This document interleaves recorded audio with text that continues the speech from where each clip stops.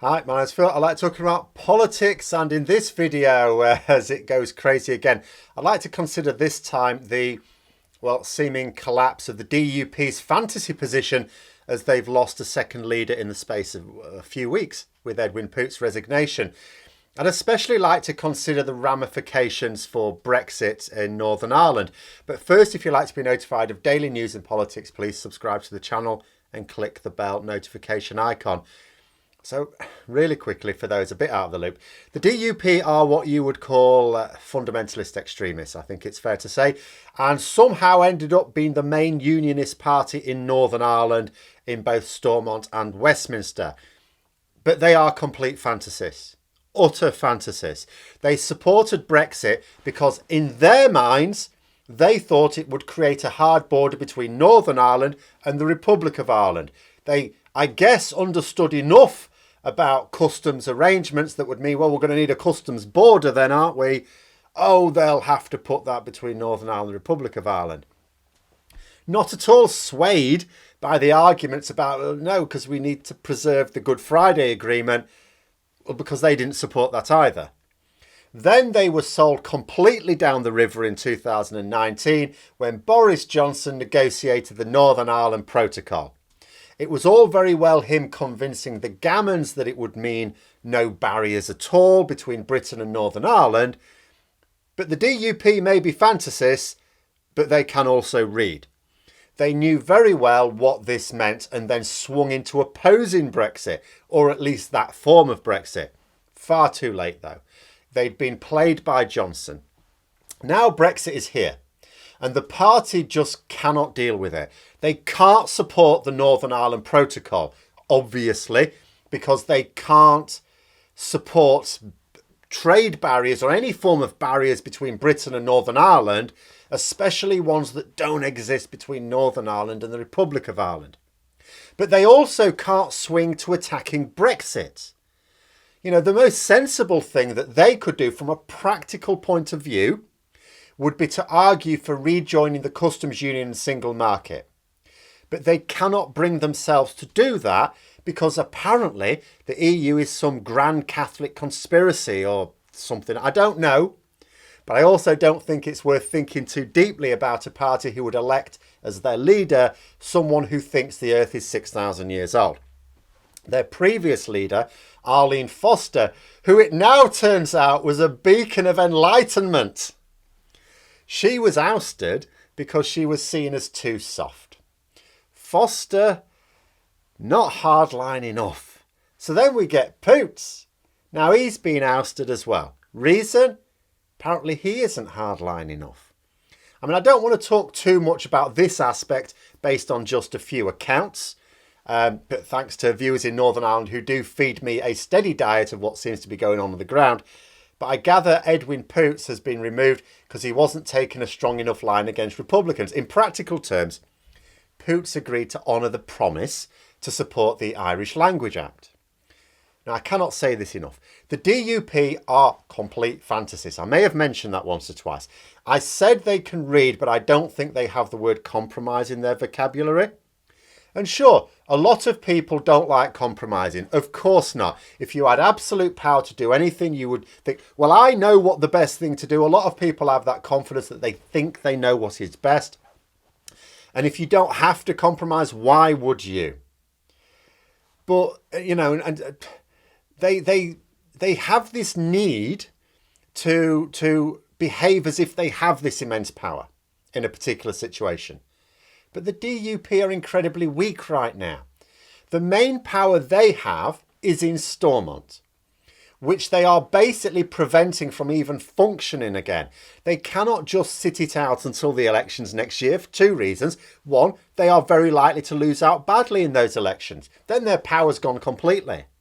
In fact, more than that, the polls currently show a shift in the balance of power, not just to another unionist party, but to the Republicans in general. Secondly, the Northern Ireland Protocol is going to have to be implemented this year.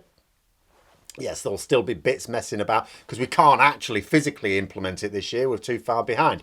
But Johnson can't keep raging against it forever and dragging his feet. He's already started begging rather than threatening the EU over aspects of it. By snookering Stormont, the DUP may well be taking their fingerprints off the protocol as they see it, but by doing so, they're removing their influence over the process as well. Now, as I was thinking about this and rethinking about this one, I was then told the DUP plan to tell the UK government to either drop the protocol or they will walk away from all political institutions. I was also advised to tune into Radio Ulster on this, which I did. It's painful. Talking about things as if, and it wasn't involving someone from the DUP, but just talking about things as if the DUP gave things to Sinn Féin, as if the DUP were kings or something that gave this thing when they didn't have to. The Irish Language Act in this particular case. Couldn't for the life of me work out why there would be such a debate about this act. Bloody childish. On both sides, if you ask me. How do people collapse a system of government at any time? Let alone a time of such instability over a piece of language legislation. On both sides, this is childish. But of course, at the end of the day, it's the DUP who are being utterly ridiculous because they're the ones who are threatening to collapse Stormont over it. I would say it's probably the most childish thing I've heard in politics, except for the fact I have been subject to Boris Johnson's nonsense for 2 years now. I also heard a caller urging the DUP to call the British government's bluff, threaten to suspend Stormont if the protocol isn't dropped. I think that was their gist. Right, couple of things. Okay, yes, the DUP can collapse Stormont. So can Sinn Féin. The Assembly works on the basis of cooperation. If the protocol is dropped, let's say the DUP go to Johnson and say, right, you've got to drop the protocol or we're leaving, we're going to collapse Stormont. And let's say Johnson goes, oh, no, don't do that. Yeah, okay, we'll drop the protocol. Okay, just for now. If the protocol is dropped, why wouldn't Sinn Féin then go in protest? Well, we're going to collapse Stormont. So what they're basically saying is collapsing Stormont isn't a threat because it would happen either way. It's like, if you don't drop the protocol, we're going to collapse it. But if we do drop the protocol, Sinn Féin will collapse it. That doesn't make sense.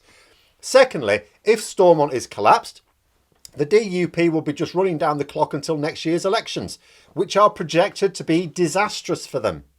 The bottom line is that the DUP are in an advanced situation of dealing with the Brexit they helped to birth. The Conservatives will get to this point at some time in the future as well, but it's less acute for them right now. The problems that the DUP highlight are not down to the protocol, but to Brexit. You cannot deal with a problem until you correctly identify the problem. The protocol is not a matter for negotiation. It is a matter of international domestic law. The negotiation was in 2019. That was concluded then. There is no further negotiation. It is now a legal fact. There is no just dropping it without changing the law.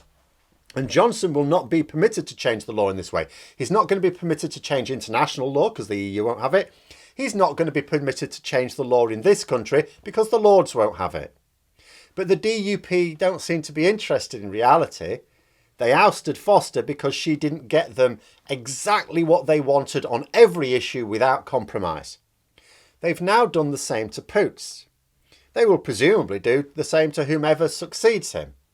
How many MLAs are there in the DUP? I think it's 27 at the moment. Do we think they'll have burned through all of them before the end of the year? Will they then have to start rotating around their Westminster MPs? Can that work? Or do they just go back to Foster and start again a hideous wheel of who's the leader this week as they chase their fantasy, waiting for the elections that basically oust a load of them? I mean, let's be realistic about the Northern Ireland Protocol, because I can't be asked to give any credibility to either support or opposition for a pissing language act. The real crisis in unionism in Northern Ireland is surely around Brexit and the DUP's descent into madness. And there are those who, of course, whenever you bring this up, object to the fact the DUP are being called the face of unionism. But outside of Northern Ireland, they are. That is the impact of them being the largest unionist party in both Stormont and Westminster. Boris Johnson doesn't represent me. He doesn't represent my interests. He doesn't represent my views. But the image of my country projected around the world is that projected by Boris Johnson and his nasty party. Unionism is going to remain in crisis until it recognises its own issues and faces up to them. With Brexit, the protocol is here to stay, and a good thing too. You can't just have Brexit without the protocol. I mean, we could have had the backstop, that would have been fine. We could have stayed in the customs union single market, that would have been fine. But we didn't do either of those things. So we need the protocol. The more we diverge from the EU, the harsher the protocol becomes. That's all it is. The protocol is just a reaction to how much we align with or diverge from the EU. If we want to align very closely with the EU, you wouldn't even notice the protocol. If you want to diverge very far away, you will notice it much more than you are doing now. So unless there's something mad going on in the news again, I am going to have more to say about that in a video either next or in the next couple of days anyway. But if we wish to make the protocol less harsh, we need to align more. Full alignment means it becomes as invisible as the border within Ireland. Simple as that. But the DUP don't get it.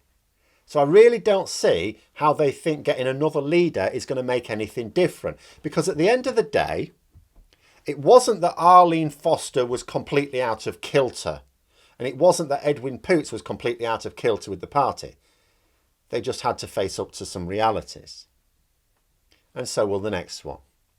But those are my thoughts. There's going to be a lot more twists and turns over the summer, maybe even over the next few hours. But until then, I hope you found the video interesting. If you did, don't forget to click the like button. And if you'd like to support the channel further, please also click the Patreon link for details. And until next time, I'll see you later.